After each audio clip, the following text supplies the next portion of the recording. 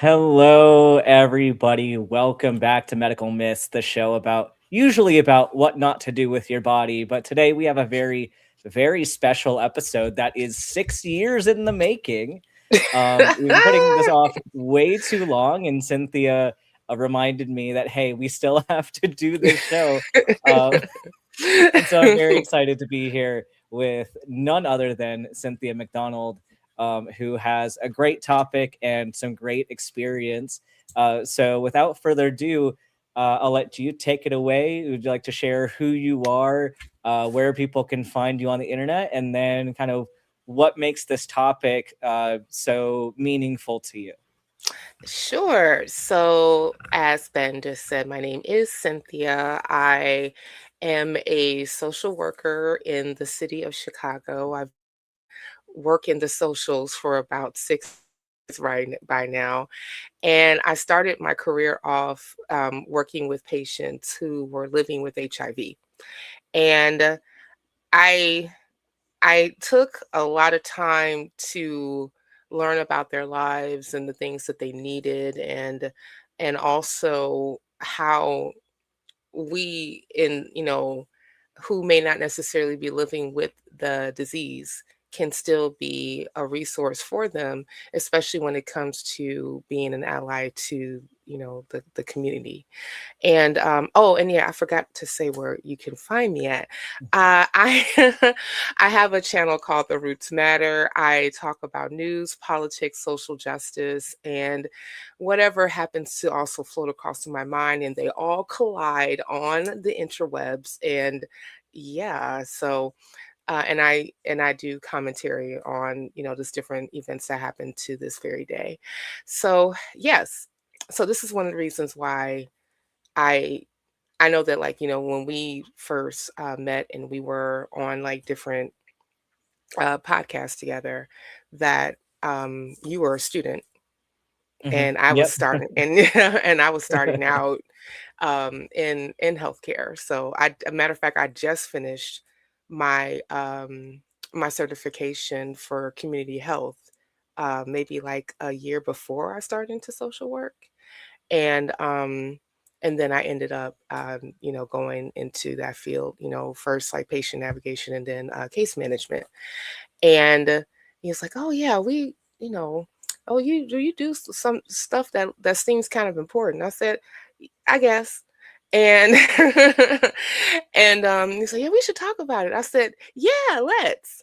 And but it's cool because it it there's been a lot of developments in HIV, like the research of HIV, the study of HIV, and even how it shows up with people nowadays. And I'm just excited just to just talk about it, because it's something that, even though that like the population of people that I deal with now is not necessarily always living with the disease, there is always a possibility that they could, live with the disease, especially if, education is not there, protection is not there, different things that are not necessarily talked about when it comes to HIV and the possibility of infection um, happens to be. There you go. Yeah, this is a very in-depth topic. There's a lot to say about this, and this is one too where multiple different communities kind of intersect on this particular issue. It's a topic that has disproportionately affected minority groups kind of Hmm. across the board. And the way that people are treated definitely reflects the social opinions about these minority groups.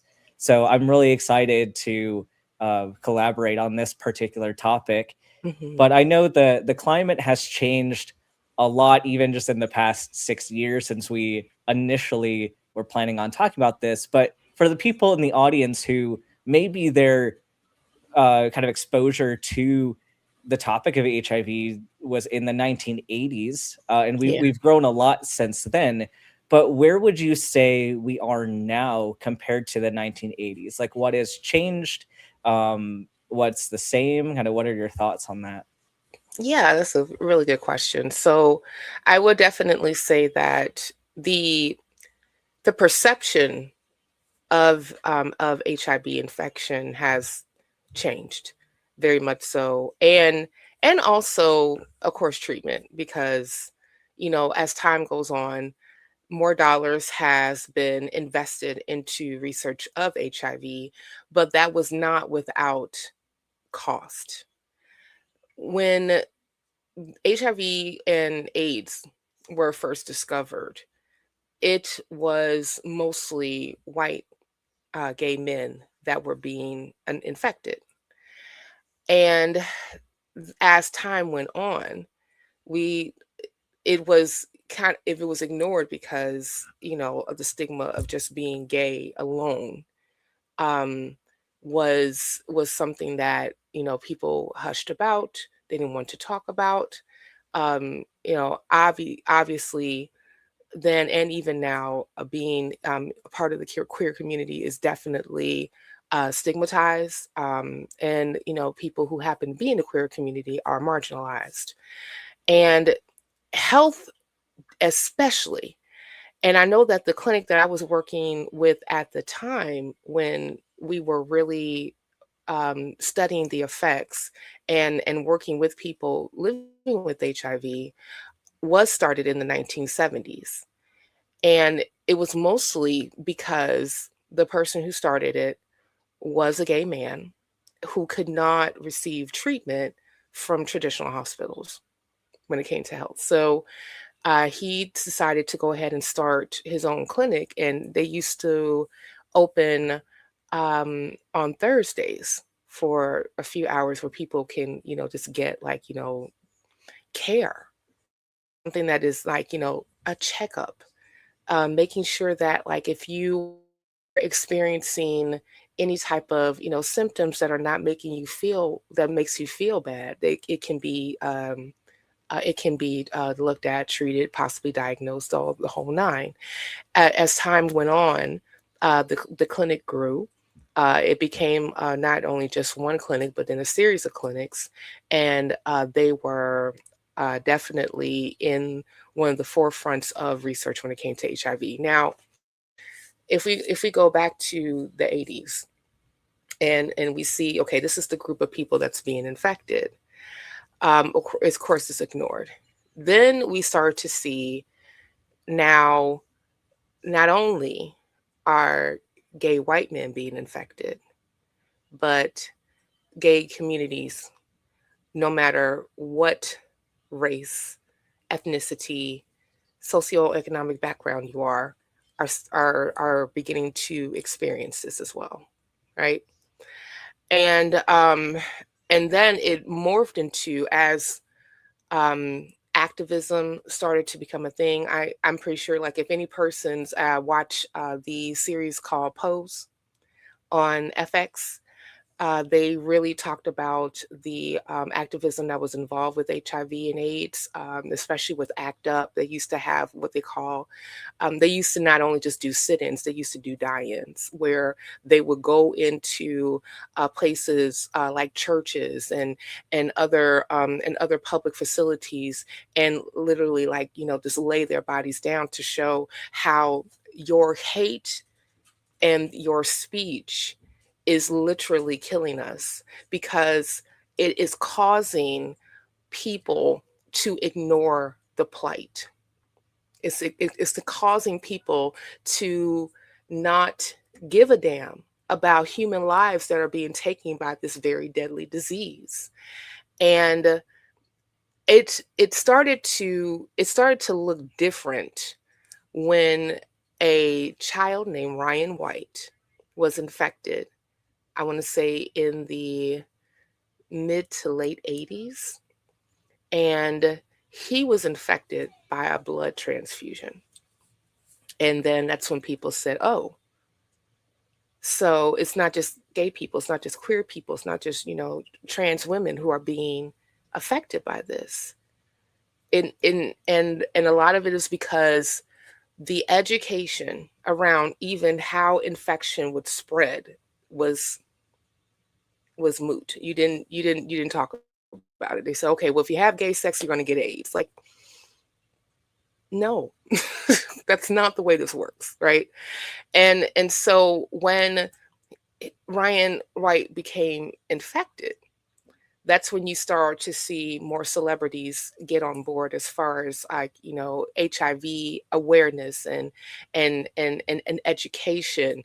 And then I wish that I could remember specifically the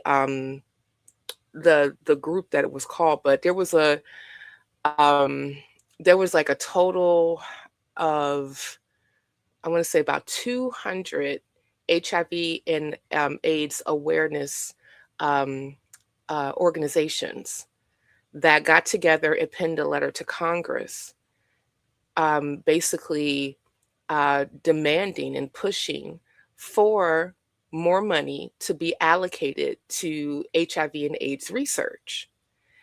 And and then that's when we get the formation of the Ryan White Fund.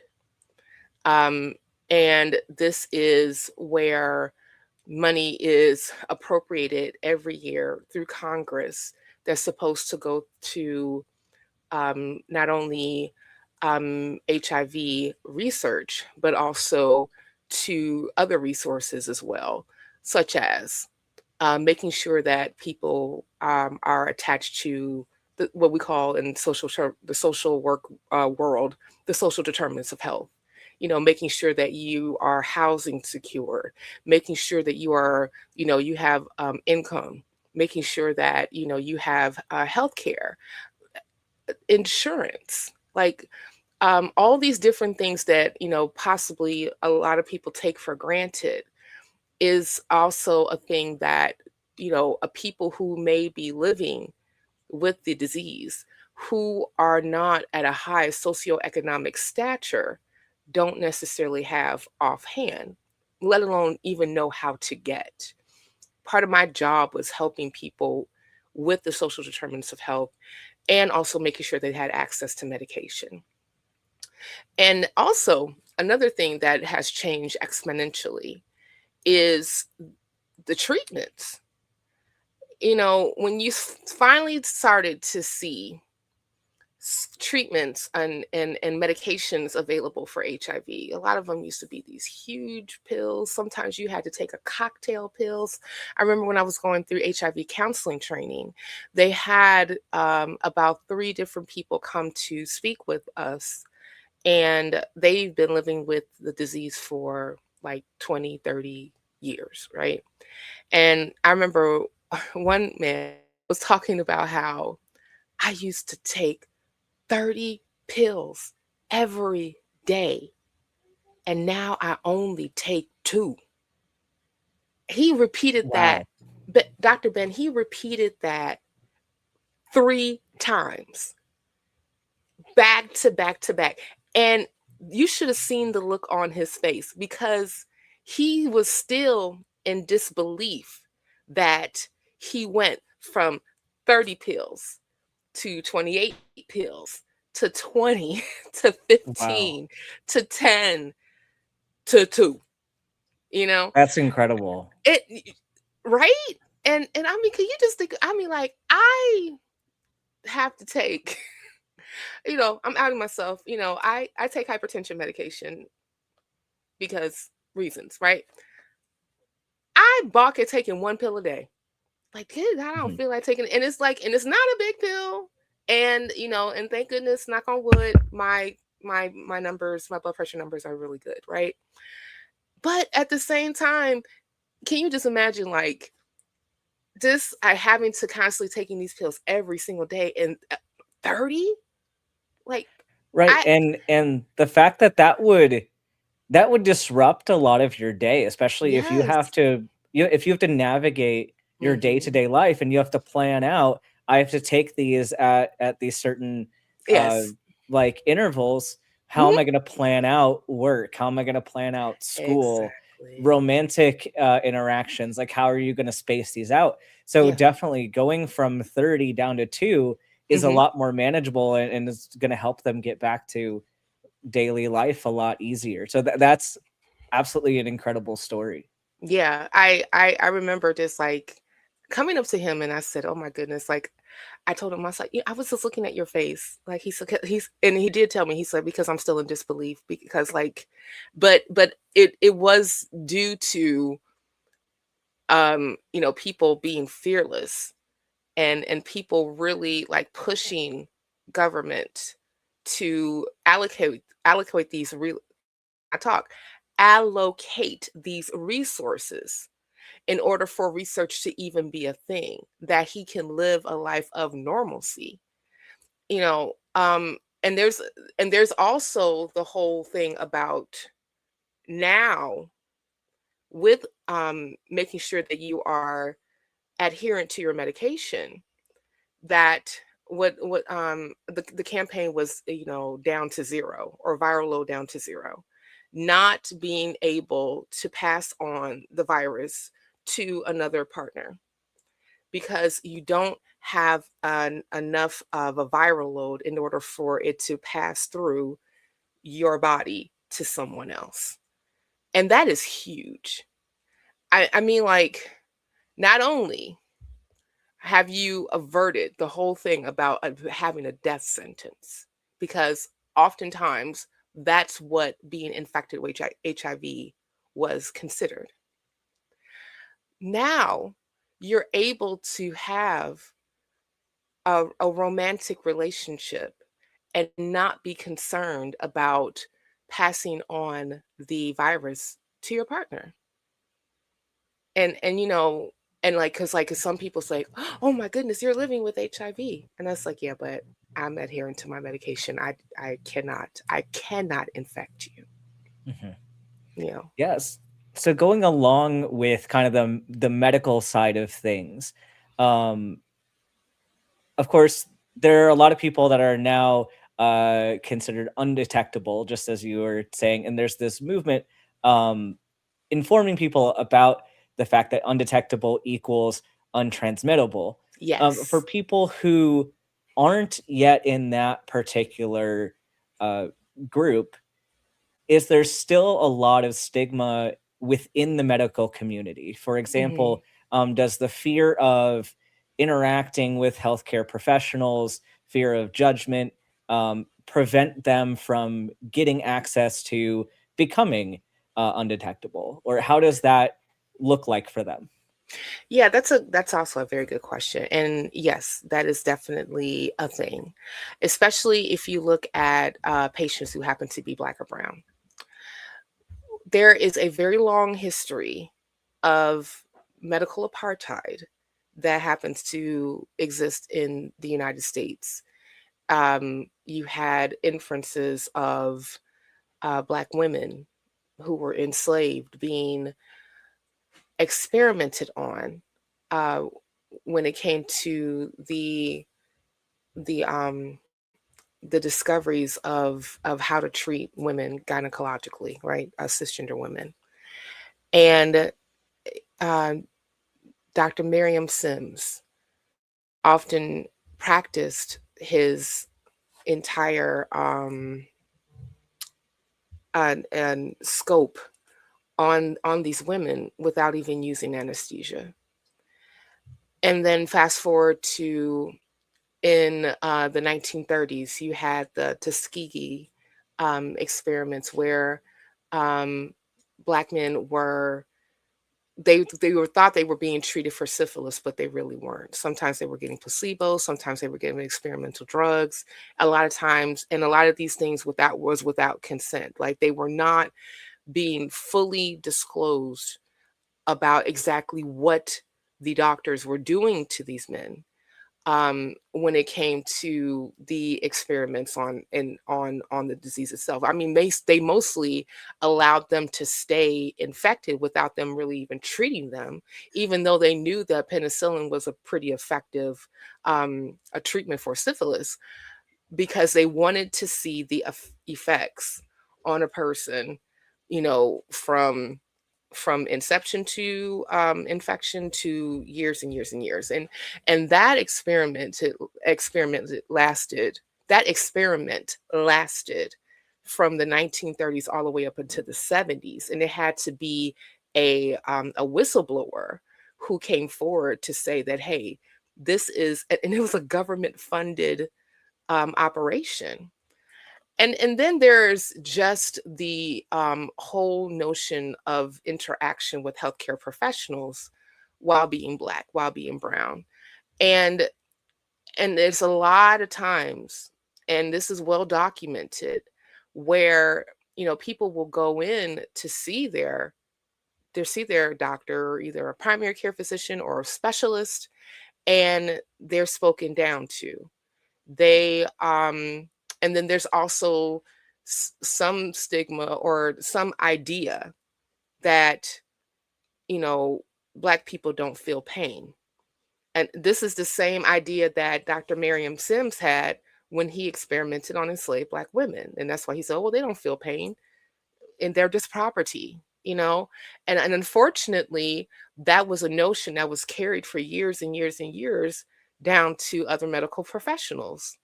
And because like you have this history, this deep, dark, dank history of how marginalized groups were treated by medical professionals, of course, that gets around, and it brings distrust to the medical industry, right?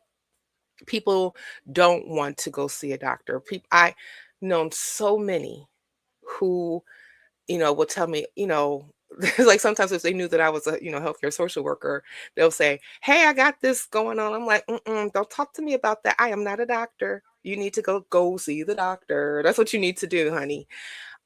But I don't really like doctors, and I mean, and to be honest, like sometimes I stopped asking why because I know the answer and I get it. So there is a lot to work to do on the medical side of things to really create. I have to say create, not just build back, but create trust with marginalized groups in order for them to feel more comfortable coming in to see them in the first place. And a lot of that has to do with their attitudes towards the groups and the people that happen to be sitting in their examination rooms in the first place. um and then also there the way that can help is definitely recruiting others who happen to be like healthcare educators. I know that like we employed some of them when I was working with the first clinic that I was with. These are people who did outreach. They went to the clubs, they went to the balls, they did HIV testing, rapid testing right there, you know, um, and they helped people get into care. And unfortunately, programs like that are being cut because of, the funding is not there anymore because, well, we know why. And it's a shame because that in of itself is so important to help people, come into care in the first place so that they can get the necessary treatment that they need. Because as we just discussed, people are not going to be so apt to just say, "Oh, I don't feel right. I need to go see a doctor." That's not always the first default of every person. And a lot of times it's because of their experiences that they had with the industry in the first place. Yeah, and that's something that I'm very careful to address on this channel because we do talk about a lot of pseudoscience. We talk about, well, you just need to trust the professionals. Mhm. You should just not be trying to do things on their own. But so frequently I have to bring up the fact that especially people of color um, have legitimate reasons to be skeptical and legitimate reasons to be cautious when engaging in those professional relationships. So it's a case where I get very angry with pseudoscientists con people because they prey on that. They prey Yep. on the distrust that is well deserved by a lot of the medical community. We made our bed and now we're being forced to lay in it. Hmm. Um, and that's something I agree. We do need to do a lot better about creating a better space. Um, and so that's where definitely these conversations are so important to make sure that we address this appropriately and don't just blame people for not wanting to go into an environment that harms them. So I really Yeah. appreciate you bringing up that part of this.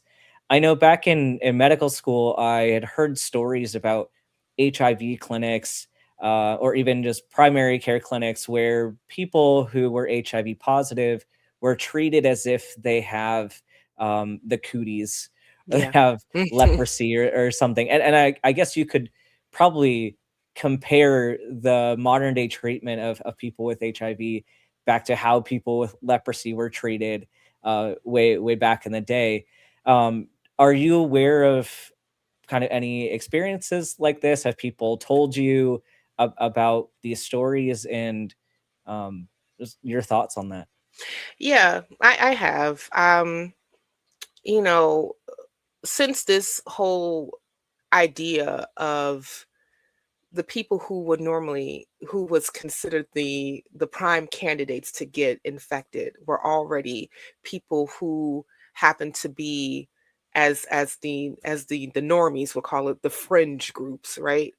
Then, there was this whole thing about, like, well, these people, because of their wayward lives and their wayward attitudes towards how they live it, deserve to be infected. And I don't necessarily want to touch them. I don't necessarily want to be around them. I I have a story. It doesn't take place in a medical facility, but it's adjacent.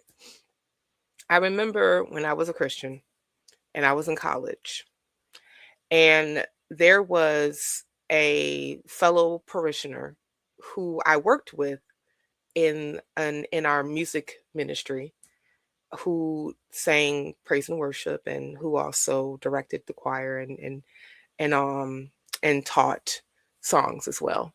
And one I remember one day I was asking about him because I hadn't seen him in a while, and no one really couldn't tell me, like, what was going on with him. And so one day, um it was on a Sunday, the pastor gets up and he starts to address the young man. And he was saying that, well, he has AIDS. And at that particular time, he actually was, like, went from HIV to AIDS, because he didn't know, he went for a while not getting treated because he didn't know he was infected with HIV in the first place. And he talked a lot about how you can't touch him, don't even hug him, don't even, you got to stay far away from him. And then started to interject the spiritual side of why he happens to be infected in the first place. Like, um, and would say, well, God will allow certain things to happen when you don't obey him, when you live a wayward life. What does the Bible say? He will turn you away to a reprobate mind, things of that nature. And what was worse about it is that the pastor had a nurse that has been nursing for a very nurse long time. Like, the woman was a nurse for over 35 years, and she co-signed on everything that pastor said in front of the entire congregation. And I sat there, Dr. Ben, I was flabbergasted, because even though at that time I'm in my 20s, I knew how people got HIV. I knew how infection happened. I mean, like, I was taking science classes in college because you need your gen eds in order for you to graduate. So, like, when you're talking about biology, you talk, sometimes, like, the topic of virology comes up, and different, viruses happen to come up as well. So I knew how infections happen since I was in grade school. So for them to get up and say these things, And the nurse, who knows better, co-signed on what the pastor said. Was like, I call that moment a series of the beginning of the end for me. Not necessarily belief, but not fucking with the church. Because this is the type of things that is being said over to people who would need help. And the thing is that the young man ended up, coming to church. He had a mask on. And the reason why, and they kept on saying, well, you can't touch him, you can't touch him. And they were saying it because you can get it too, because that's the way that it was being explained. But the reason why you couldn't touch him is because his CD4 count was extremely low. He could get any type of, like, if you got a cold, it'll turn into a flu or pneumonia with him. He doesn't have the immune system to fight off these things. It has to be built back up. And the only way that those can be built back up is by virally suppressing the HIV virus through medication. So by the time that he got stronger, his immune system started to reassert itself, he can be back in the population. But I tell you that I know that I didn't look at the pastor nor that nurse the same, because then I started to think to myself, especially with her, if you are with a patient who happens to be infected with HIV, how are you treating them? Yeah, that is absolutely a great point. And I think the way you treat people in your everyday life is pretty reflective of how you're going to treat people when you're working, when you're not having the best day. Uh, Hmm. and and with Oh, this, oh, oh one, no, one, go ahead. oh, 1 second. I saw in the chat, somebody asked how long ago was that, just to get a grip on the timeline. Mm. Um, I want to say that happened. That whole thing happened in 2001. So, yeah, over 20 years ago, but still very much so by the time that we were very learned about, HIV infections, how it works, things of that nature. It wasn't something that was new. So with the kind of community stigma, it sounds like these people are constantly facing a lot of social barriers. What does that do internally for people? Is there a lot of internalized stigma? And if Hmm. so, like, how do people navigate that? Yeah, I mean, it's kind of like with anything that you might be dealing with, and you're ostracized for whatever.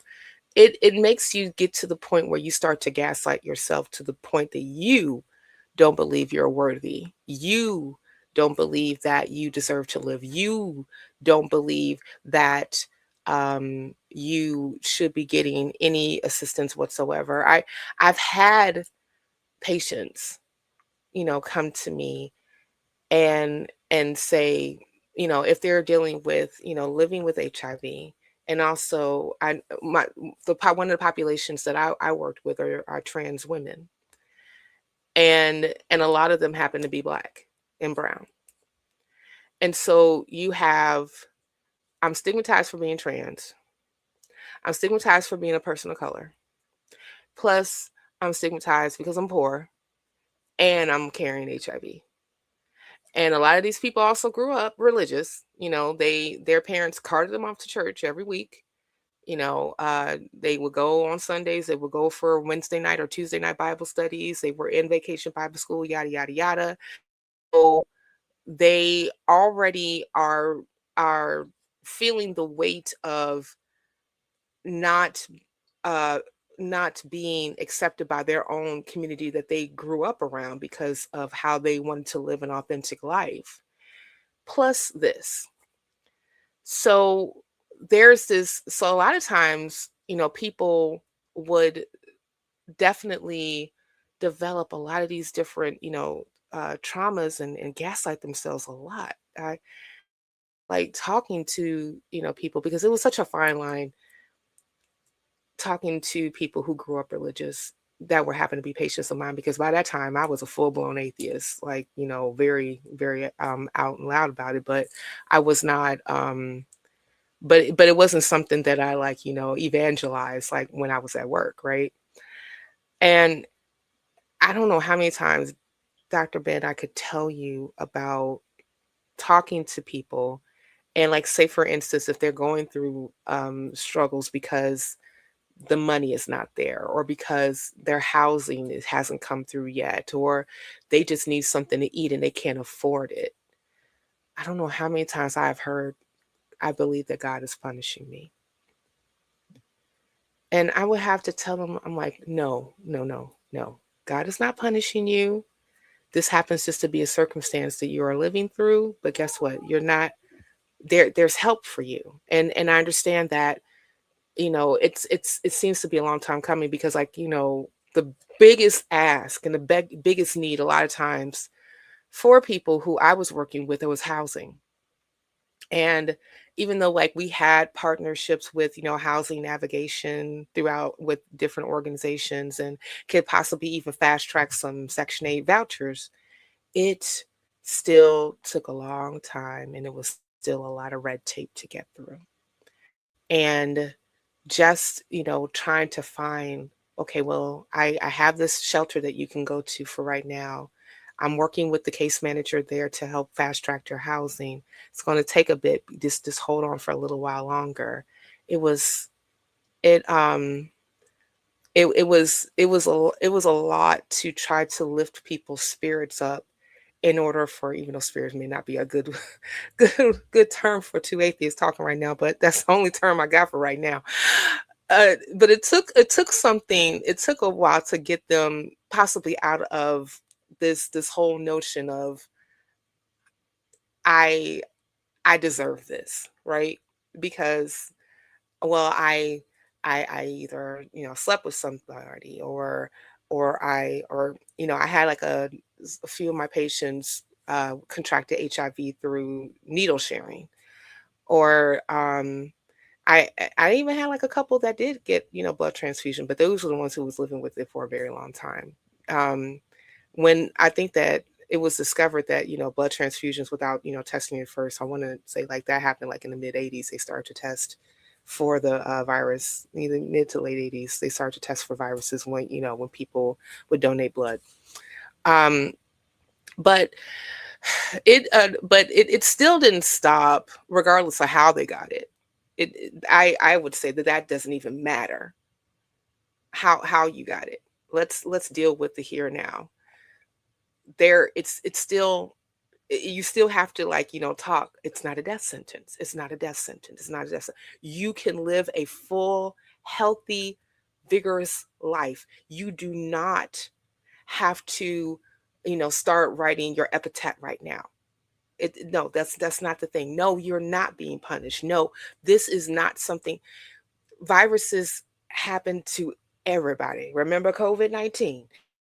So it's not something that is just like, I'm just going to get you because you're bad, and like the HIV virus is, like, literally, like, trying to um you know point at you, this, that, and the third, saying, I'm about to get you because of this, or I'm about to get you because of that. No, it's not, nothing like that. It's a virus. Viruses don't care. They, if with opportunity, they infect. Full stop. Right? So that was still like a big hump to get through for people who was actually living with the disease. Sometimes I was successful.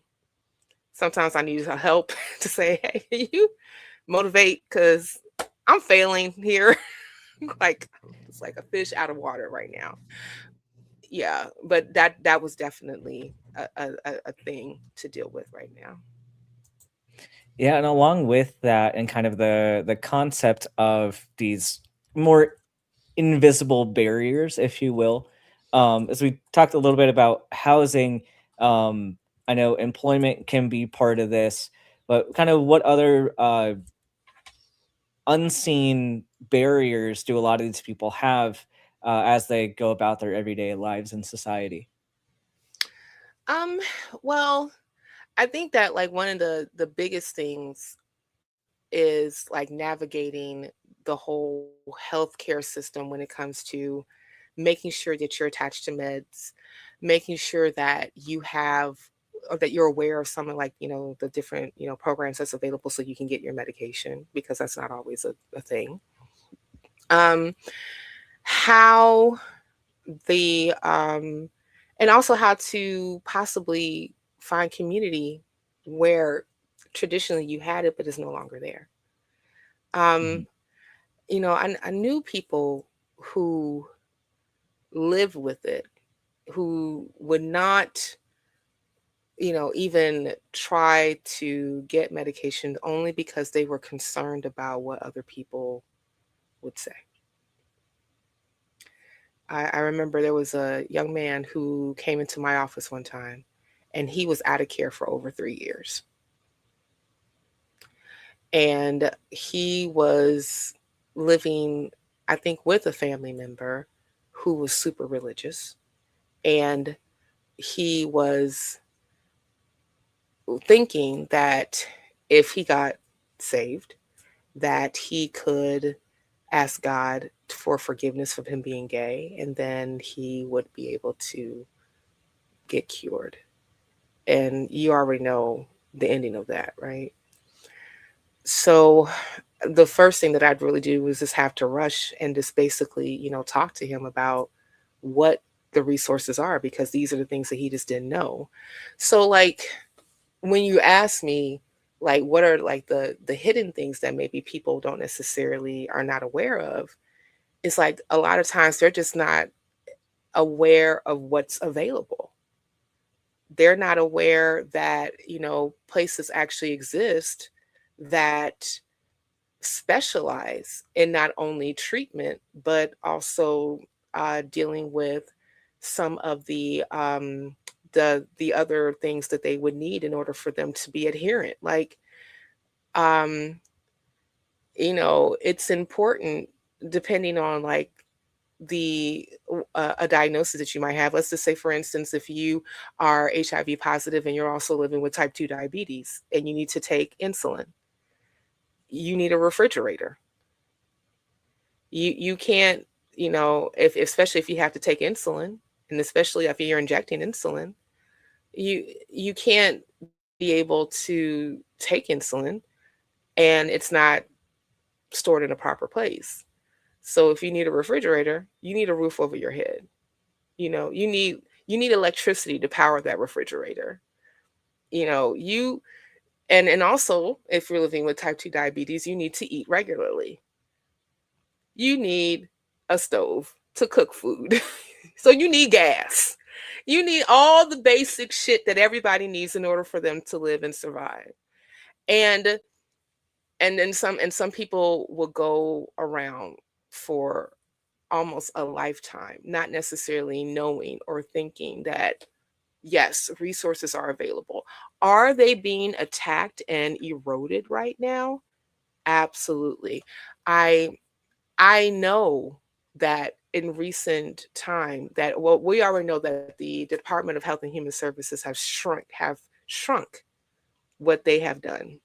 They have repurposed money that's supposed to go to AIDS research, that's supposed to go to other things to help with other resources that people who are living with HIV needs to have.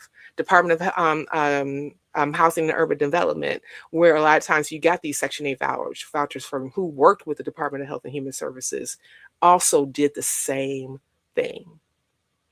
And so it's like the the resources are not completely gone. They're still there, but they are in a more minuscule number.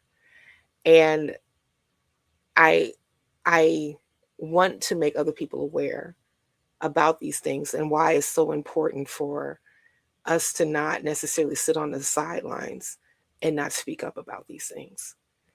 Because people who happen to be living with this disease are they're human beings. They're part of our community too.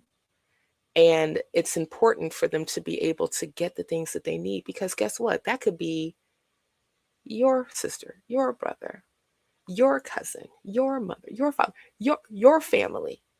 That could be anybody, your neighbor down the street, around the corner. It doesn't matter. This could happen to anybody. And the only way that we ever get change, and as people from ACT UP has shown, is through pressure, organizing, and speaking up and not giving up. Yeah, there we have so much work ahead of us, and there are a lot of roadblocks continually being thrown in the way. But this is where we need people to stand up, use your voice, go to the Capitol, call your senators, call your representatives. Like, do not let them hurt people like this. Like this absolutely does matter, and especially right now, this matters so much. So I Mm-hmm. really appreciate you sharing that. Thank you for allowing me to do it. I I don't know if like if we had a little time to go through. Oh, we have so much time. Yeah, we usually we go for Okay. an hour and a half, so we're Oh, we're okay, cool, we're cool, cool, good cool. on that.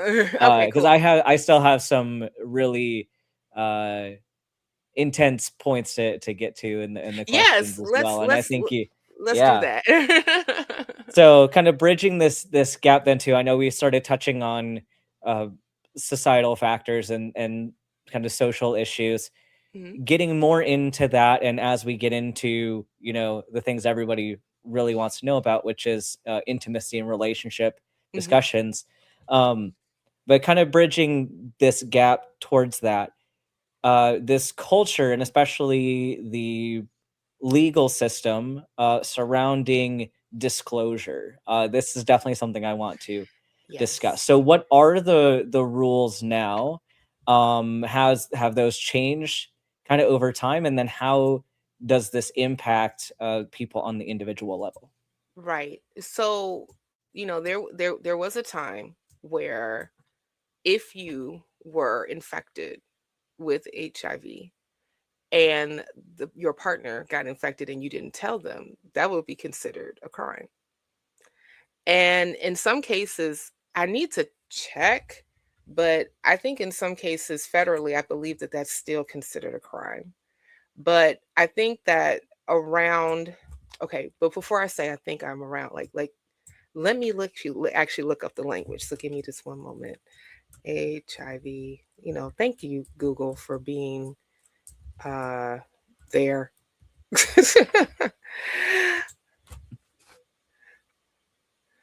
so so one of the things, okay, this is something that I just got from Gemini. So it says that nearly 2/3 of the United States have laws criminalizing potential HIV exposure, with 24 requiring disclosure to sexual partners and 14 in needle sharing partners. These laws often penalize behavior with low transmission risks, such as oral sex or spitting. Some states, like Illinois, have repealed these laws in favor of non punitive approaches. So I know that in my particular state, the disclosure laws are a bit more porous, only because if you are at an undetectable space, in an undetectable space rather, then you are not necessarily required to disclose because you don't have because you cannot pass the virus, right? But not every state, of course, like I said, is like that. So and and many states even make it a crime not to disclose your HIV positive status to partners, even if no transmission occurs. So you do have like 32 states that still have some form of HIV specific criminal laws, and it varies specifically. And I will put in the chat some more let's see, some a link. I'm going to put it in our private chat, Ben, and maybe you can Okay, share it with people perfect. about like some of the work that has been done to decriminalize HIV disclosure. Absolutely. Yeah. Because yeah, that's definitely still a thing. It's you still have a higher transmission rate in the Bible Belt more than Mhm. anything when it comes to HIV. Um, and it's in a lot of those states that happen to be like, within that time, within that location, like red states, southern states, things of that nature, have criminalization for people who don't disclose. And it's a very fine line, because if you think about it,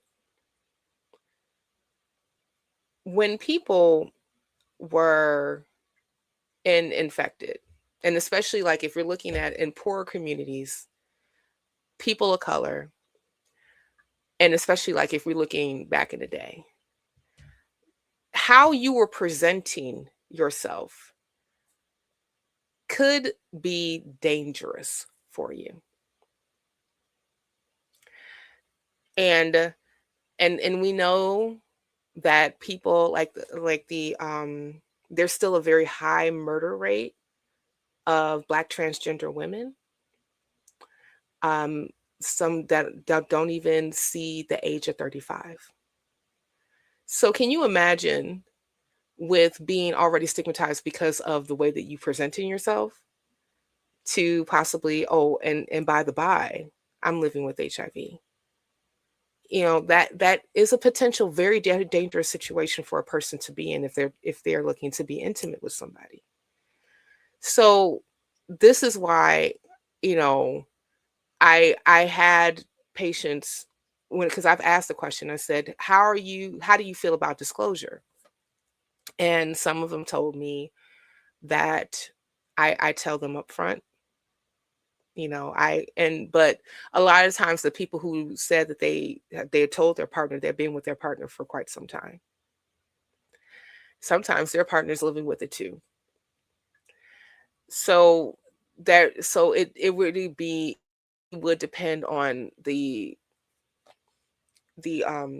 situation. It's not like a black and white thing, right? It's very nebulous, it's very nuanced. Like when it like how you would even broach that particular subject in the first place. Um, so so yes, there's still a thing, according to like how states would deal with that. But I guess we're lucky for Illinois that they've repealed that, even though like you do have people who said that's not fair, you shouldn't do that, yada yada yada.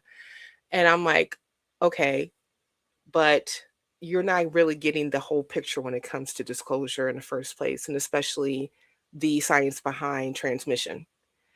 And and to be honest, and this is the way that I put it, you know, to be honest, in my opinion, disclosure should happen to the person who's living with it and their potential partner without interference from the peanut gallery.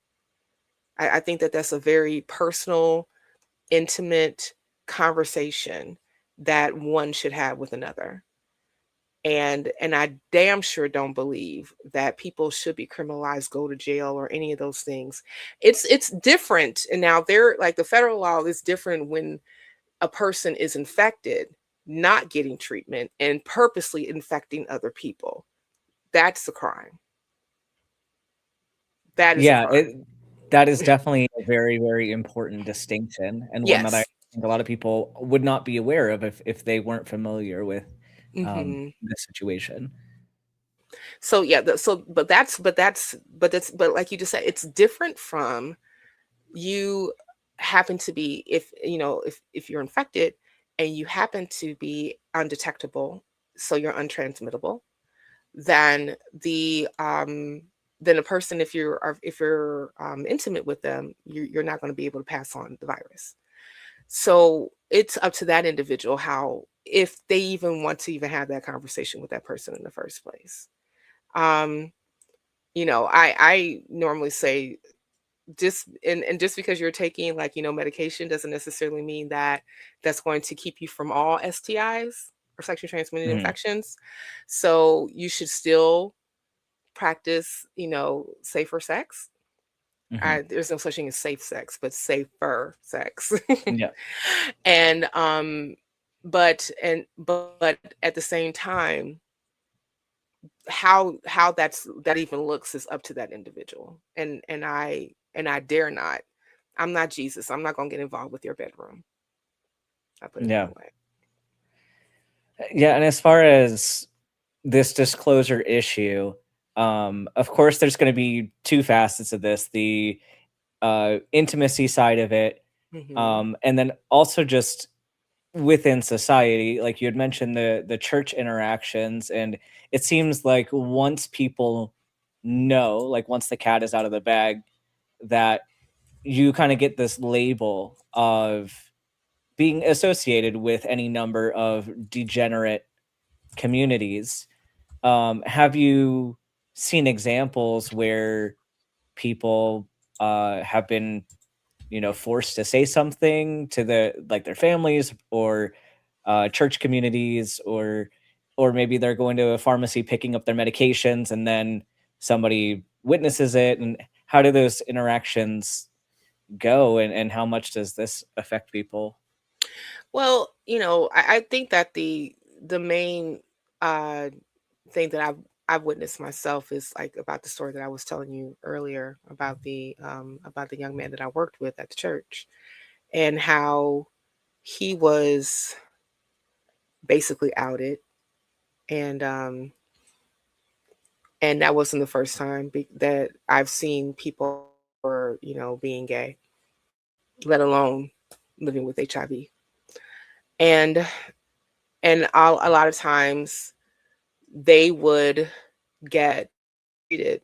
What I would see specifically in the church that I was part of is that depending on how the pastor treated you would be a determining factor of how the people treated you. If the pastor was cool with you, they cool with you. If the pastor not cool with you, they not cool with you.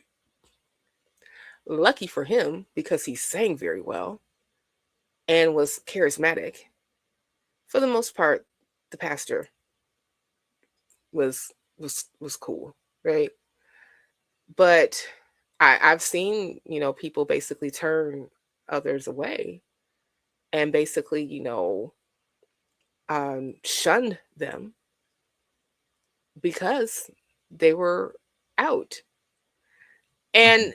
And a lot of times they were out because they were forced. I remember specifically, it was a couple of times that people I would, be at church with, and if they got outed, it was because like the pastor brought them in front of the entire congregation and decided to tell everybody their business.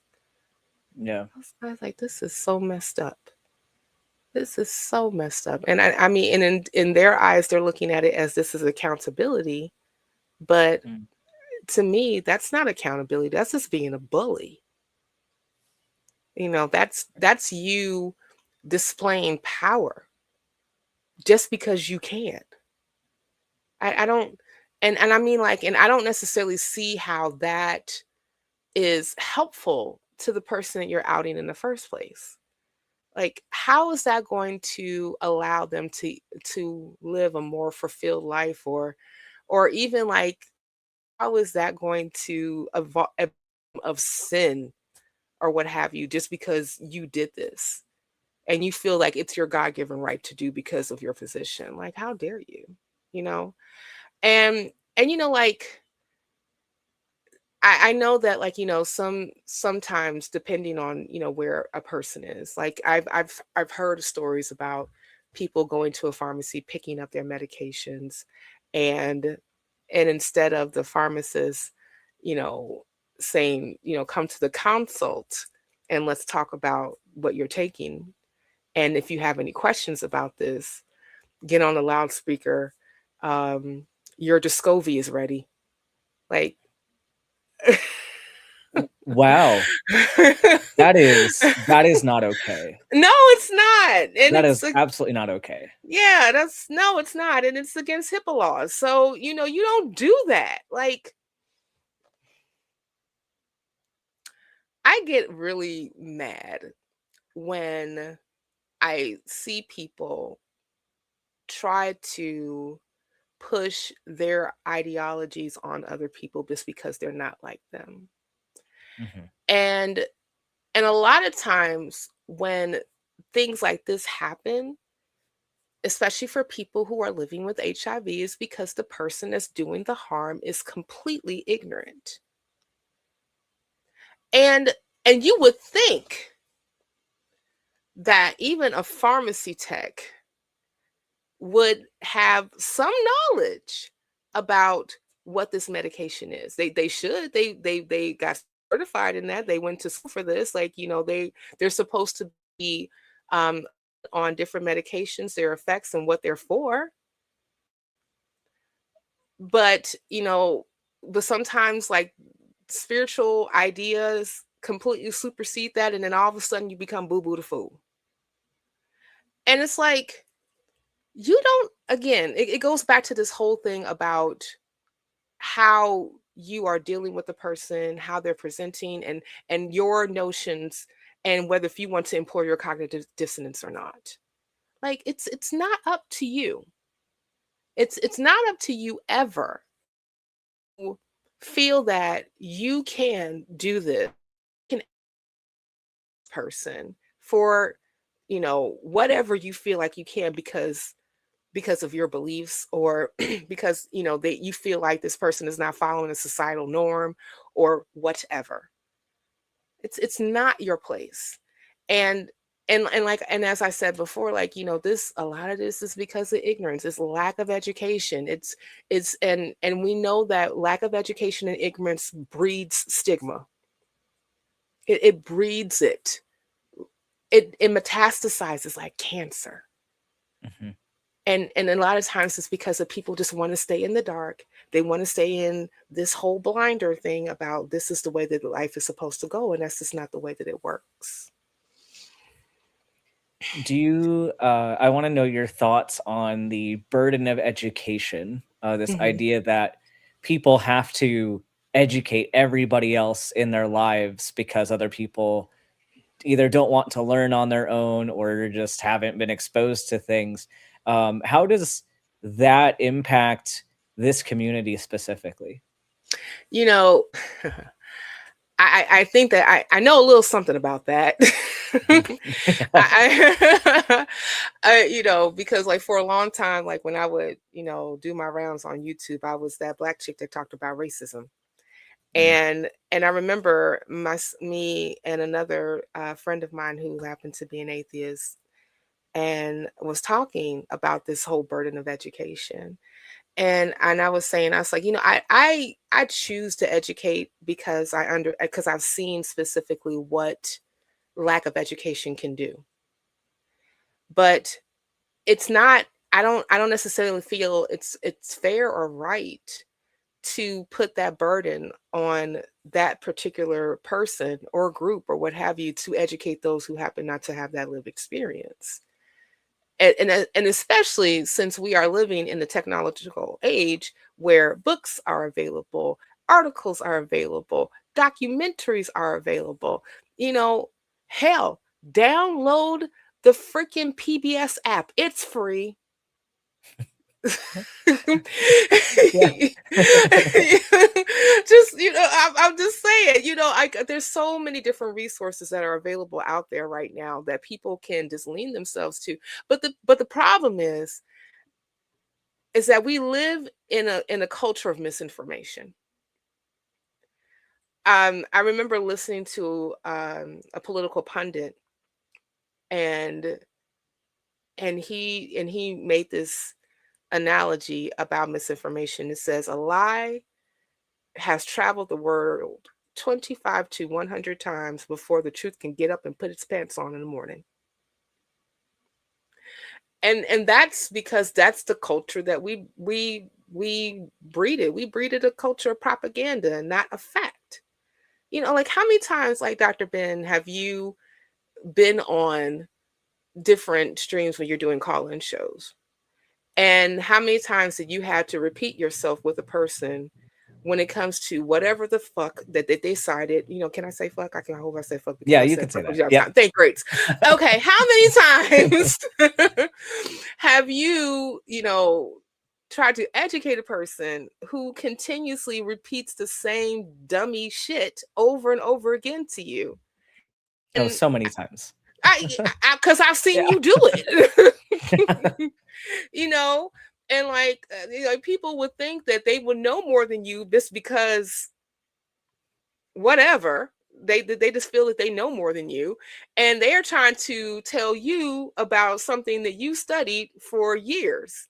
Like, do Mhm. you even know what this means? Like, they like, like, no, just say you don't know, and then maybe you can get educated about something. But and see, but that's the problem that we're having as a society, is that we have way too many people, and a lot of them are emboldened because of the rhetoric that we're getting from the people who are in charge, that they can basically walk around like pseudoscientists and pseudo sociologists, and they feel that they are emboldened in order for them to repeat rhetoric and propaganda instead of actually sitting down and being taught facts. And also, the society is not one where we are very heavy on critical thinking and skepticism. Those need to be taught, and they're not. We teach children by rote. I remember getting up in my third grade class and having timetables contest. A lot of times, because I went to Catholic school, they used to pit the boys against the girls. And, we had to learn the times tables.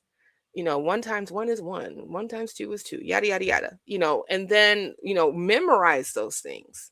But it wasn't until much later that we get into the mechanics of why this multiplied by this is that, right? So since we're teaching, a lot of times we're teaching by rote and by memory, we don't really get a chance to get into the function of things. Why is this way? Why is evolution true? Why do we have why are we related to apes? Why why are we apes? How did single cell bacteria formulate into more complicated organisms to eventually form the species on the earth? Like, and we're still fighting having creationism versus evolution being taught in public schools. I mean, like, what the fuck? So this is the fight that we're constantly against. So can you imagine, this is the foundation of America, and then having to be a person who they took the time to learn your craft, to learn the history of, to learn the function of, and then you having to present yourself to a person who doesn't even want to go beyond the rote that is their foundation. It's freaking exhausting. But I personally don't know how to really get from not educating, because it's so necessary, it's so needed. And I understand that there are, people who may have, listened to a stream of yours, Dr. Ben, or maybe have, heard a commentary that I've done after I just, almost like tore out what little hair I have left off of my head about whatever, and say, you know what, I'm grateful that you actually, approached this topic. I didn't know, and I'm glad that you took to talk about this, because now I have more knowledge, and I can function better as a human being, because now I'm no longer in the dark about this. Yeah. And kind of along this, society of misinformation, carrying that into one of the big hot button topics of today, and that is intimacy and relationships. So there's been, Mm, of course, a big cultural shift in how HIV is perceived, but also there's been a huge shift in dating culture in general. So kind of back several years ago, what was the climate like? And then now in this more digital dating culture age, Mhm. has anything changed, or are people still having the same struggles, or are there new struggles in this time? Yeah, that's a really good question. The best way that I can answer that is that, remember when a person was infected with HIV in the 80s, it was considered a death sentence. And a lot of times it was, because even when medication was available, it was not always it was not always effective, and it definitely wasn't to the point where HIV could get to the point where you are not transmitting it to a potential partner. So people actually being able to think that they could even have like a life where they are able to have a full romantic experience any longer without without being burdened by the disease was definitely an issue that a lot of people were was dealing with. And now fast forward to today, we have undetectable means untransmittable. And so that opens up the notion of, I can now be intimate with a partner. I don't necessarily have to use a condom, or I don't have to use if like I said, when it comes to like how you practice safer sex, I want to leave that up to you, to the audience, and how you do that on your own. I'm not going, like I said, I don't get in people's bedrooms. Like, do you just be safe and be consenting. I just need everybody who get involved to be adults and consent. That part. So Absolutely, 100%. yes. So, and I mean, like, as a person who is no longer like in, I was like in a partnership, and I no longer am. It is trying to navigate the whole like dating thing. Sometimes I just like, I personally, like, I'm tired, I'm fuck it. But I mean, but like that doesn't necessarily mean that everybody is not going to necessarily go to my default. Regardless of that, people, still having to navigate through technology, and also um using dating sites and things like that, because they want to meet people. And then you still have to go through the whole notion of, will I disclose or will I not disclose? It's a whole kettle of worms that, like, people would have to navigate through, that maybe not necessarily been a thing 30, 40 years ago. But it's still, but even though that, as we just mentioned previously, there's so much data, so much information, so many people that I've known that have been able to not only meet people, get married, a have a whole romantic life, and still living with HIV. It's possible. I think that, like, the primary thing is just to get through like the muck and dodge the stigma in of itself, in order for people to even know that that's something that's even available to them.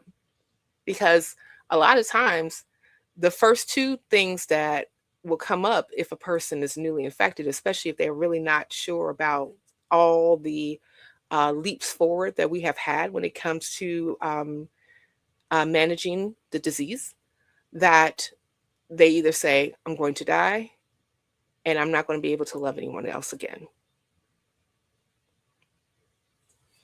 That sounds very isolating, and I think that's an experience that, like, we can hypothesize to ourselves what somebody living with HIV would be going through, but little things like that, I mean, it's not a little thing, but it's a thing that it would not be thought of by most of us. The fact that this is such an isolating thing for a lot of people, and they do have to carry that with them every day. And Yeah, we we need to be more aware of things people are going through behind the scenes.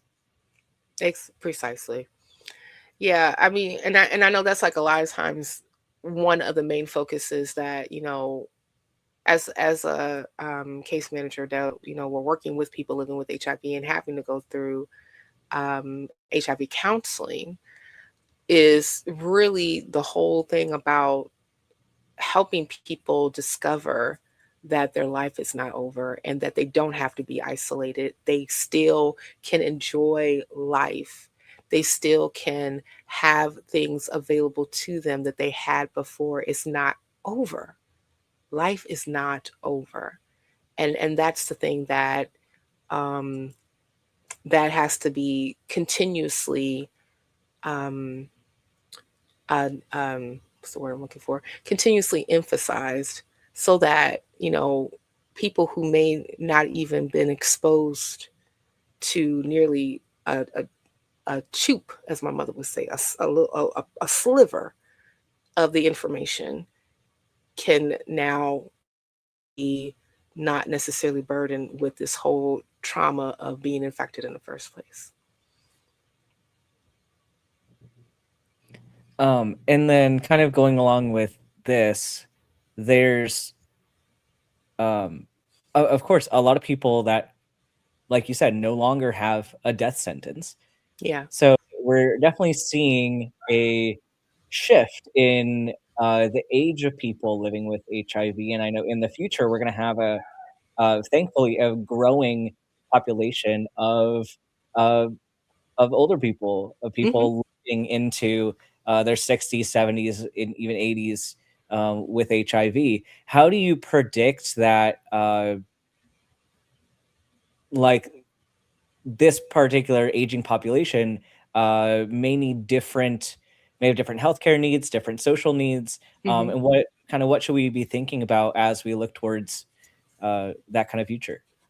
Yeah, so we have a pretty robust aging population right now, and we actually have people who are like seniors that are living with the disease, right? They're living with it, and they're managing it, and they're still managing, maybe if they have comorbidities, they're managing those too, right? I've had, like, a few people that were in their 60s and their 70s that were also my patients. So, and they would tell me some of the stories about the things that they have seen. Like, some of them were activists within the ACT UP movement, and I think that what is needed, as we are experiencing more and more people coming into senior citizenhood, that we need to make sure that the proper um, resources for them to be able to live are still there. I mean, we have an attack on Social Security. I remember when uh, W, and people who don't know who W is, that's George W. Bush, was trying to push for Social Security to be privatized. So there was never a guarantee that by the time that you get to your golden years, that you would even have, like, Social Security in the first place, because they wanted to take all that money, billions and billions and billions of dollars, and put it into the market, and basically, 401k, 401k your Social Security, which is a right for any citizen to take advantage of, especially when you paid into it all your working life. So we need to make sure the resources are there. We need to make sure that those social safety nets are there. We need to make sure that Medicare, expansive Medicare, is available. I am very much so, I bleed pink. I am a left wing commie. So I believe in, Medicare for all, social, single payer healthcare. Because, like, another thing that happens a lot is that people who happen to be in the American healthcare system, you know, f- you know, forbid them coming up with some type of disease that or any condition whatsoever that may not be covered under their insurance, and how it's a possibility that they have to pay out of pocket for treatment and go bankrupt. There's so many people that have had to declare bankruptcy just because they um just because they happen to absorb a medical debt. And that shouldn't be a thing.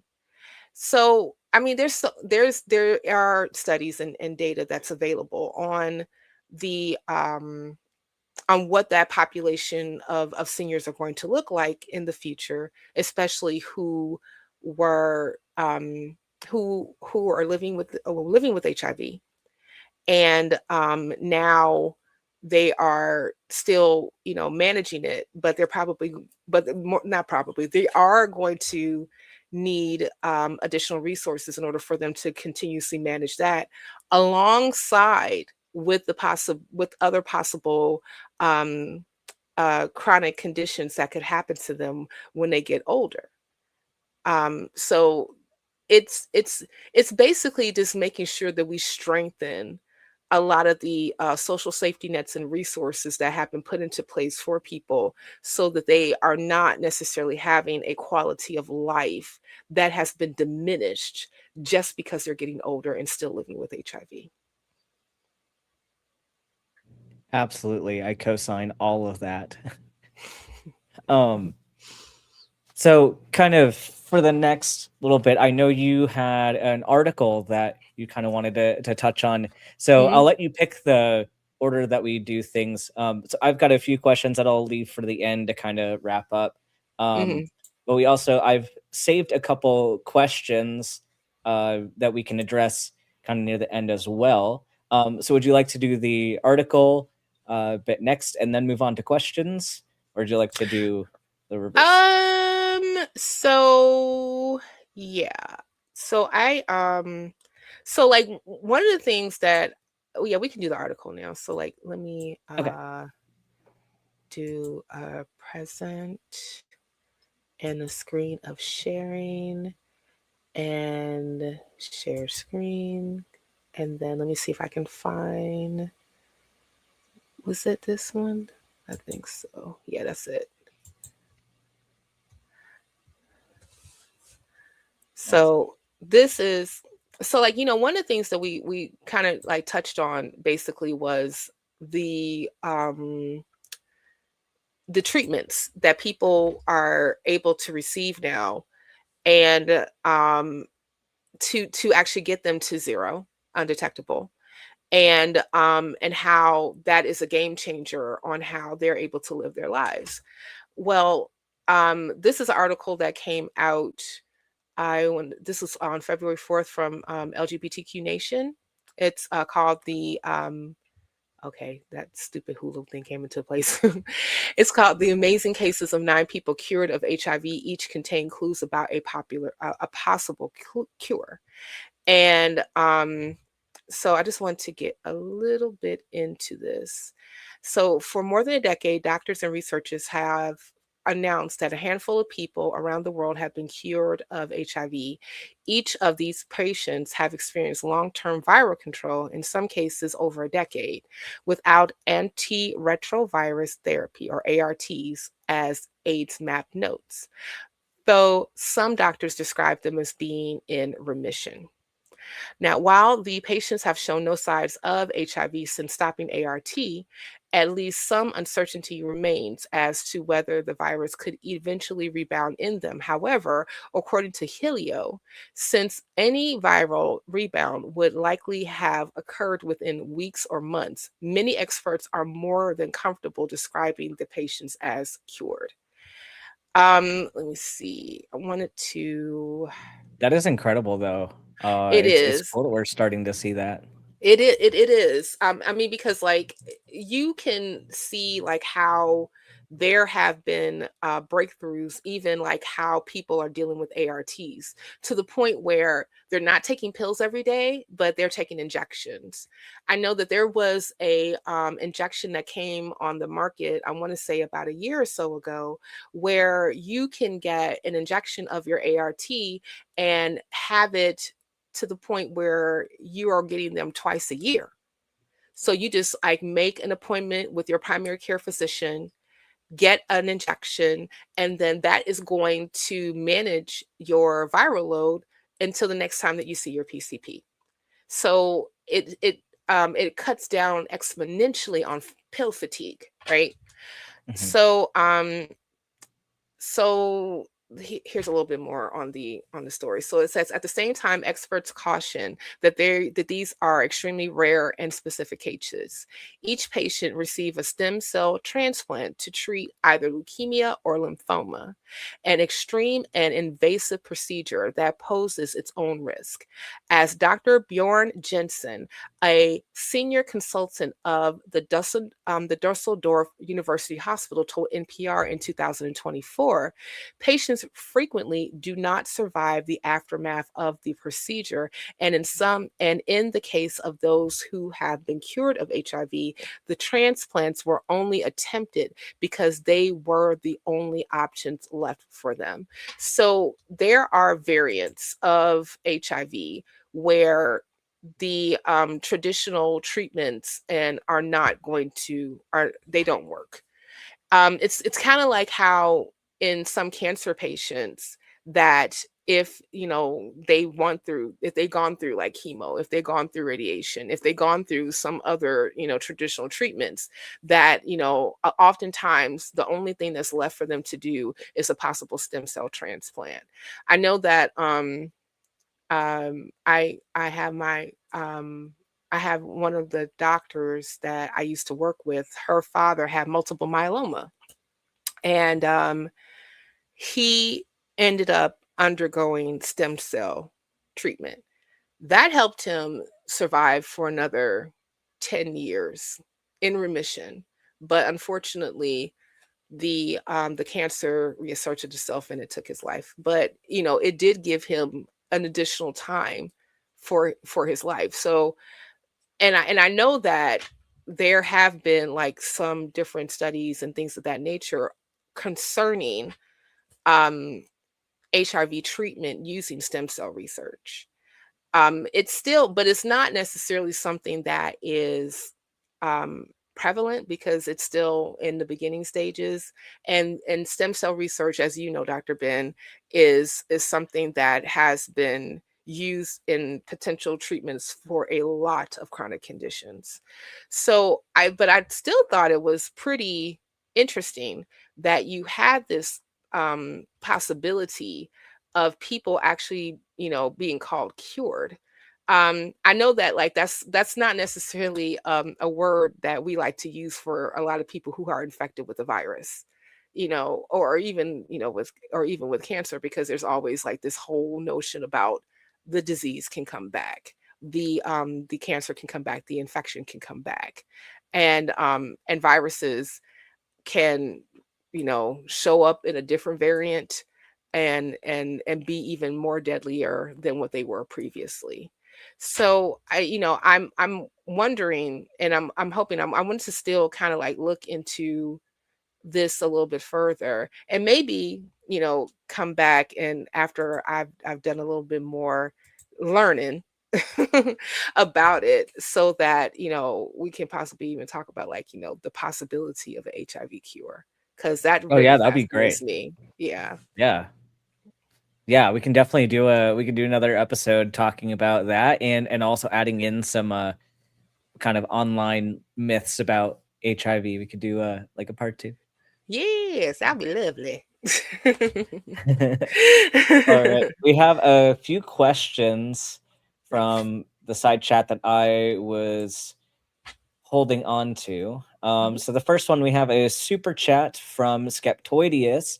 Says, I was reading somewhere that there's this new medicine that allows HIV positive to have intimate relationships without the risk of passing it on. And I know that we touched on this earlier on in the conversation. But can you recap that a little bit for this question? Yeah, the antiretrovirus treatments that people are taking now, Skeptoideus, by the way, cool name, um, are designed to suppress the virus of HIV point where it is so it gets suppressed to the point where your immune system actually reasserts itself, and you cannot pass on the virus. So once you get to the point where the virus is what they call undetectable, then that means that it will be untransmittable. So the campaign that was being ran, I want to say, especially like when I first started into social work working with HIV patients, is U equals U. Untransmittable means undetectable. Now there are ARTs that are offered in injection form. So people, as I was just saying earlier, people are able to just make an appointment with their doctors and get an injection, kind of like,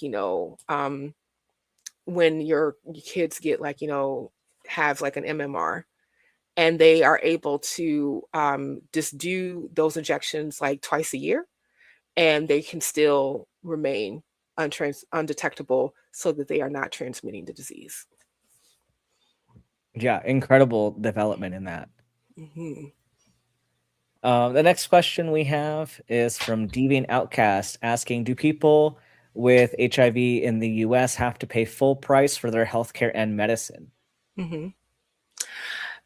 That's a great question. So there are ways where there have been subsidies for people living with HIV to get healthcare and treatment without coming out of pocket. Oftentimes, it is driven by income and also status, like how are you here in the country. So the first one is Medicaid. Medicaid, if you are on the program, can receive treatment and also medication for no cost out of pocket. However, there's criteria that you have to meet in order for you to be able to qualify for Medicaid. One is you have to be at a certain income level. So oftentimes that means that you're at or below the federal poverty line. And depending on who's in office, the federal poverty line shifts up and down. So that's an issue. But if you also are not but if we're looking at, why did I say but twice? I'm sorry. Also, if you are looking at a person's immigration status and you happen to qualify income wise for Medicaid, you either have to be a permanent resident or a citizen in order for you to be able to get Medicaid. If you happen to be undocumented, you don't qualify. Now, there is another program for people who are living with HIV that is also income based driven, but the income is a little bit higher, and this is for people to take who can take it, who can qualify for it. And I believe that income that document status, as far as like immigration status, is not a factor. It's just mostly what is your income level and are you infected? And if you meet that criteria, then you can get involved. You can get access, and it's called ADAP. Okay. Now I have to look up what ADAP means. Just give me one moment. ADAP. No problem. Thank you, because I forgot. AIDS Drug Assistance Program, which is a federal and state funded program providing free or low cost HIV and AIDS medications to uninsured or underinsured low income low income individuals. So that particular program is something that people can have access to as long as they meet that criteria. So luckily, document status or how you are in the country is not a factor. And a lot of times, if I was, because like I did have a pretty um, a pretty sizable population of folks that I was working with that were undocumented, that some of them were even DACA recipients. And I was able to use ADAP in order to help them get their medication and also be able to be attached to healthcare and primary care. Awesome. Thank you for that awesome answer to that very complex question. And we have a couple medication related questions from Miranda. So the first one is, have the HIV meds been formally studied in older patients yet? And at least from my knowledge, the answer would be yes. And there are established guidelines for how to utilize these medications in that population. Mhm. Cynthia, do you know anything specific about this question? Well, what you said basically, and also that and there's also, like, the considerations for people who happen to be older living with comorbidities as well. So it's important for doctors to have those particular studies available so that they'll know exactly which medications in order for them to prescribe to older adults living with HIV, and especially if they happen to be living with another chronic condition, because you don't want to have issues with your medications fighting one another.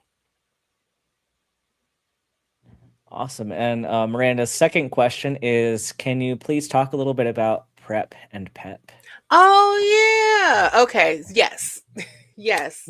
So PrEP is okay. Let me go pull those up because I don't want to just tell you this off the top of my head stuff. I want to make sure that I'm using the right terminology. Okay. Okay. Okay. So let's go over PrEP, which is pre-exposure prophylactics. That's what PrEP stands for. And what PrEP is are medications that people can take in order to prevent them from becoming HIV positive.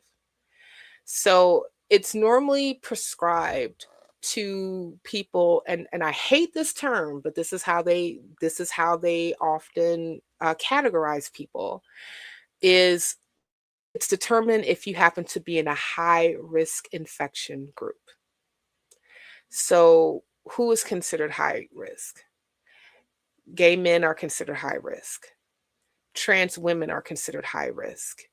And now, finally, Black women are considered high risk. Cisgender Black women are considered high risk. And we can always go into the particulars of why that is, especially with Black women. But I'm going to save that for another stream because it's a lot of it's a lot of cultural barriers and things of that nature that has to do with Black women being a high risk population. But yes, so they're prescribed. It's basically a pill that you can take, or I don't know if they. I know that last time that I was working with HIV patients, they were working on an injectable form of PrEP that people can use. So, and it would basically work along the same guidelines as, like, an ART injection. Either every 2 months or every 6 months, a person comes in, they can get an injection, and it helps to protect them against being infected with the HIV virus. So that's PrEP. Now, PEP is post exposure prophylactics. This is when you are there's a very strong possibility that you may have been infected with the virus. And if you can get to your doctors or primary aid, or even the ER, right away, within like a day or two or what have you, then there is a series of like, PrEP medication that they can give you, sometimes ART medication. It really just depends on that individual, because a lot of times they do labs first in order for them to figure out which medication to give you to basically quell the virus before it can assert itself and start to continuously copy to attach itself to the CD4 cells. So that's what PrEP is, and that is what PEP is. Pre-exposure prophylactics help you prevent HIV. Post-exposure prophylaxis, helping HIV not to basically, metastasize in your body. Awesome. And last question that I've seen so far is from Robin. Does the Chronic Disease Fund pay for HIV medications? I don't know. Let's find out. Yeah, we can find the answer to this. Yeah, let's find out. That's a very good question. I know that like HIV specifically has its own fund. Like I was talking about the Ryan White fund that is mostly in charge of that's controlled by Congress and appropriates money for resources and research when it comes, and also medication, and it's like doled out through that particular program. But yeah, but the Chronic Disease Fund, let's see, for HIV medication.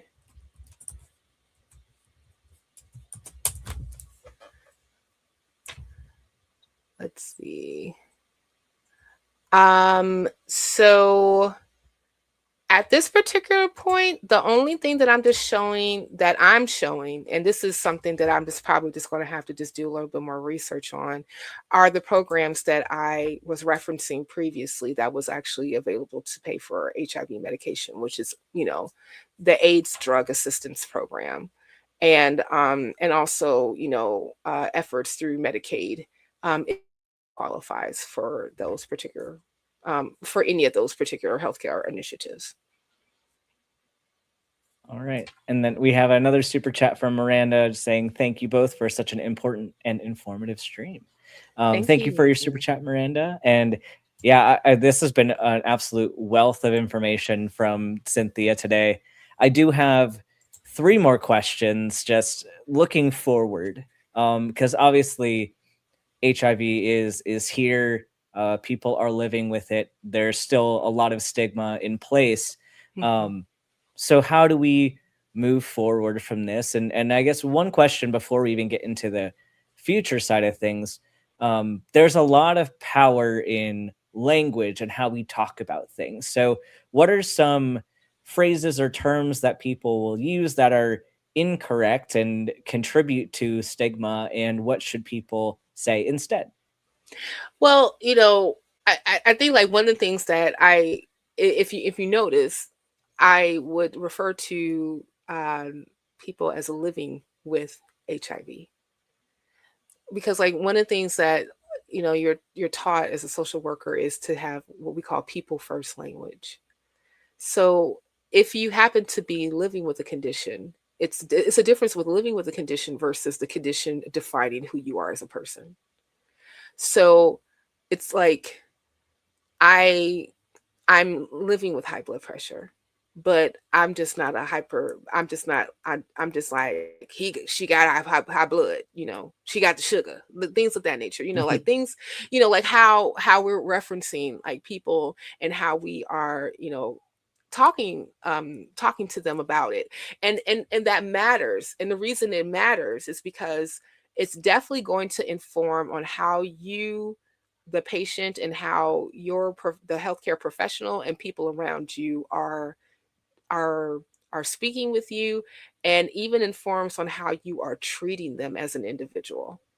Because like if you are constantly putting forward that you have, that means you are. Like you are an AIDS patient, you are an HIV patient. No, you are a person. You are a human being. You are an individual with personality and rights and all the different things that any person who happens to be on this earth deserves.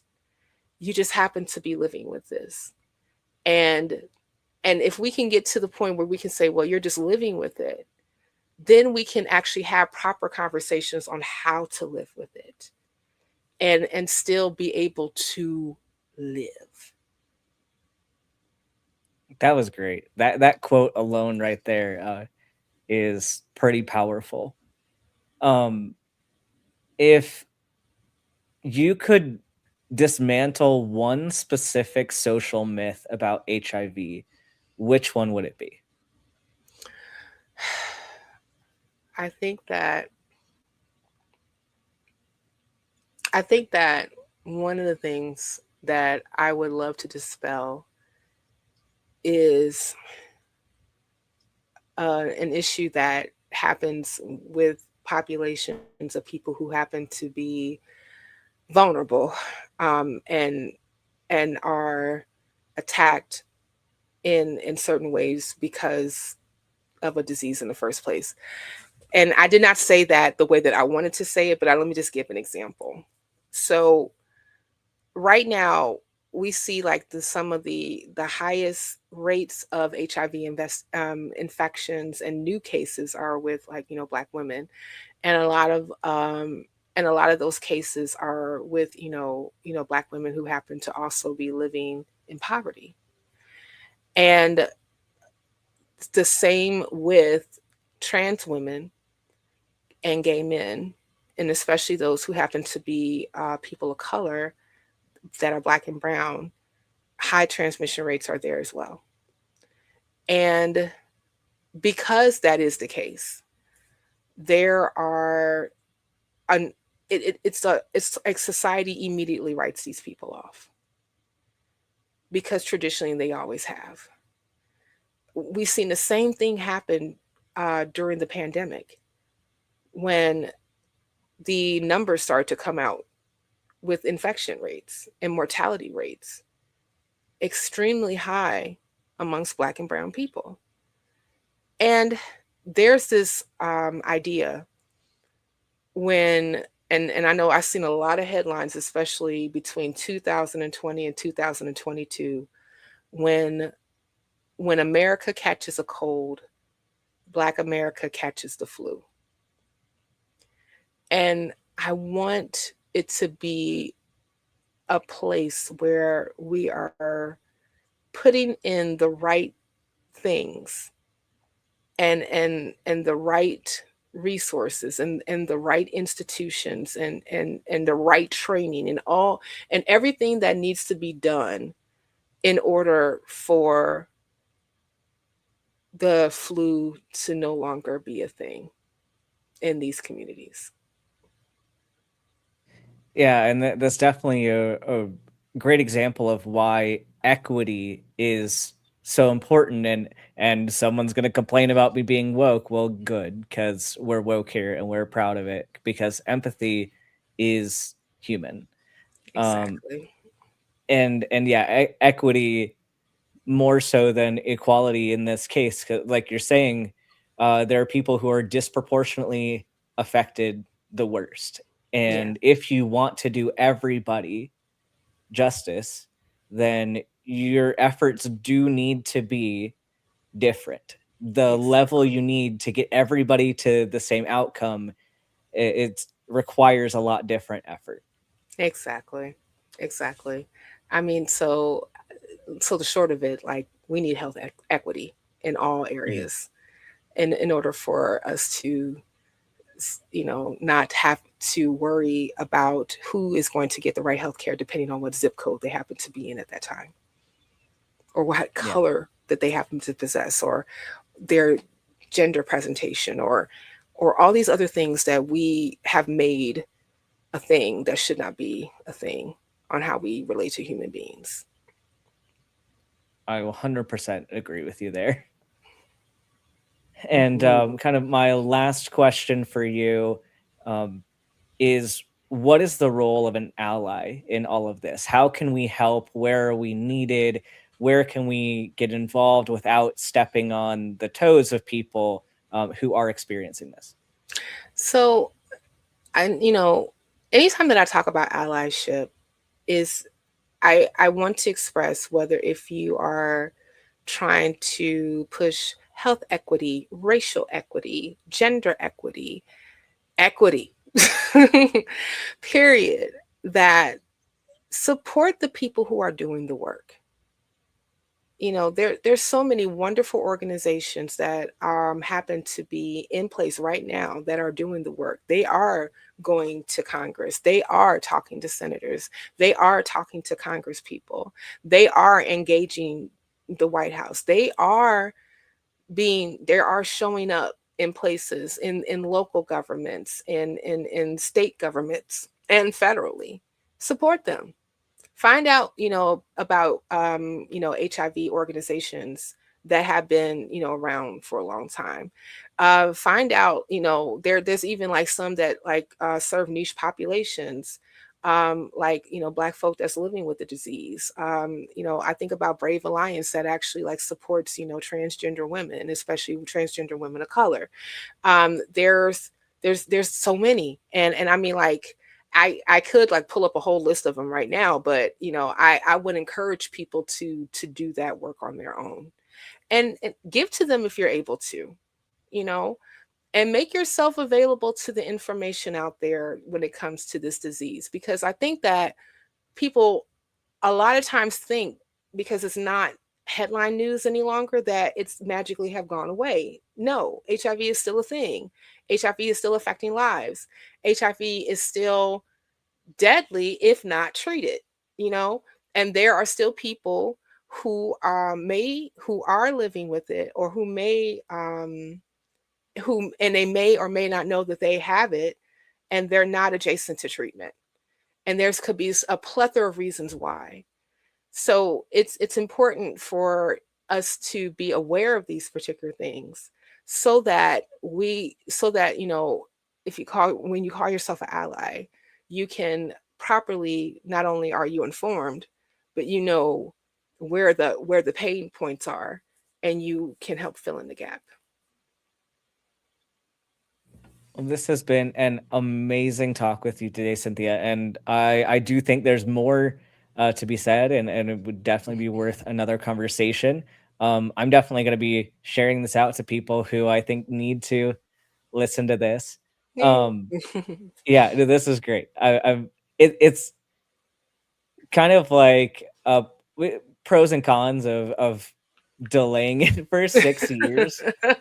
We have some more information as far as where our society is now as opposed to back in 2020.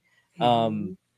but I feel bad that I kept putting it off for so long, but I'm happy that we were able to do it today.